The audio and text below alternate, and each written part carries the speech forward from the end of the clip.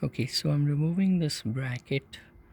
This is a bracket that's for the eufyCam E, and basically I had installed this bracket on brick um, using masonry drill bit, and basically I want to upgrade this camera to the new camera, the eufyCam SoloCam S340. uh, but the brackets are not the same for installing the camera for the new camera. So this is the old bracket for the eufyCam E. It's got two screws, and I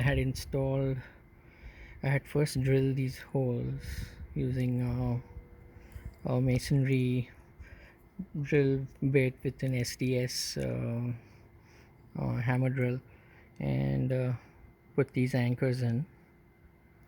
But as you can see, sometimes it has effects on the brick, making these holes. So I don't want to make new holes for the new camera. The new camera has three holes, one at the bottom and two on the sides, the bracket. And the brackets are not compatible, they're not the same.